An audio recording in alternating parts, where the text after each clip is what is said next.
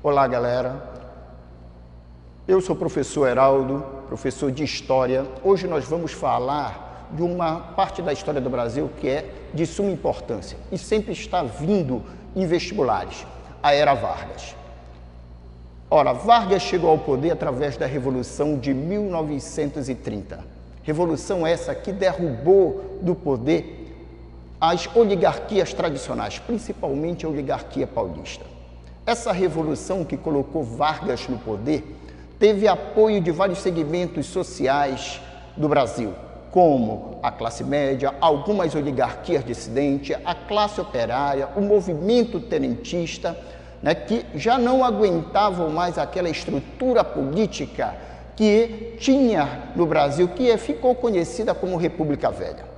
Durante esse período de 1889, que se deu com a proclamação da República, até 1930, nós vivenciamos a chamada República do Café com Leite, República dos Coronéis ou República Oligárquica. E Vargas, juntamente com esses segmentos sociais, derrubaram essa política tradicional, no movimento que vai ficar conhecido como Revolução de 1930. Vargas chegou ao poder do Brasil em 1930 e, ao assumir o poder, uma das primeiras medidas foi justamente o quê? O fechamento do Congresso Nacional. E ele vai deixar de lado a Constituição de 1891 e vai passar a governar através de decreto-leis. Uma das primeiras medidas adotada pelo governo Vargas vai ser o quê? A destituição dos governadores do Estado. O único governador de Estado que vai permanecer vai ser o de Minas Gerais, que deu apoio à Revolução de 1930. Vargas, ao destituir os chamados governadores, ele vai nomear interventores para governar os estados. Tanto é que, para o Pará, ele nomeou Magalhães Barata, que foi um dos grandes líderes que o Pará teve.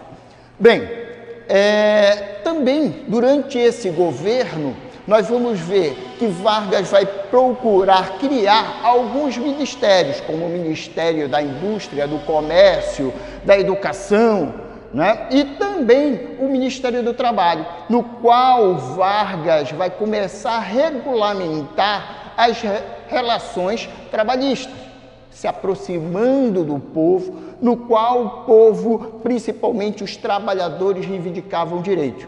Só para lembrar que durante o período da República Velha não havia leis trabalhistas e o movimento operário, constantemente reivindicava isso. E Vargas, com a sua habilidade política, ele vai começar a ceder, ou melhor, a criar leis trabalhistas que vai beneficiar esse trabalhador que era muito explorado.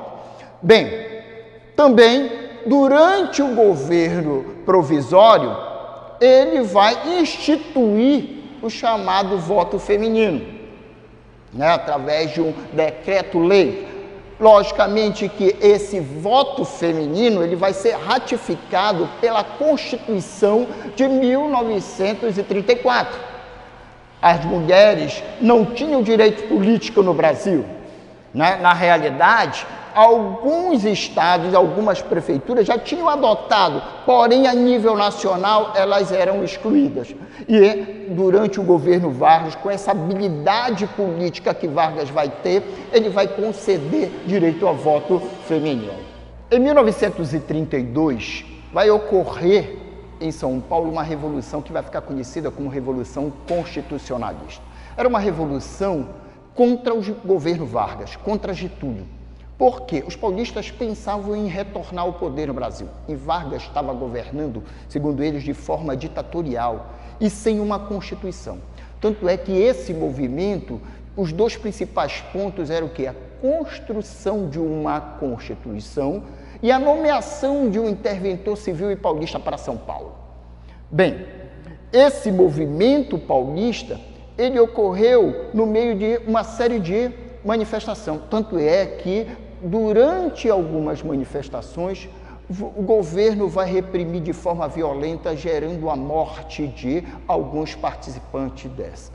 Tanto é que esse movimento vai ganhar como símbolo a sigla MMDC, que representa alguns manifestantes mortos dentro desse protesto.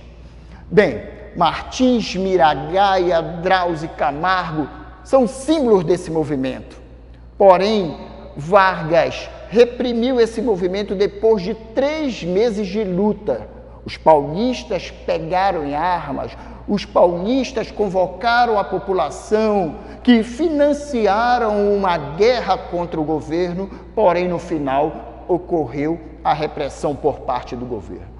Porém, no propósito do movimento, Vargas acabou cedendo, porque Vargas nomeou um interventor civil para governar São Paulo e convocou uma Assembleia Constituinte que elaborou a Constituição de 1934.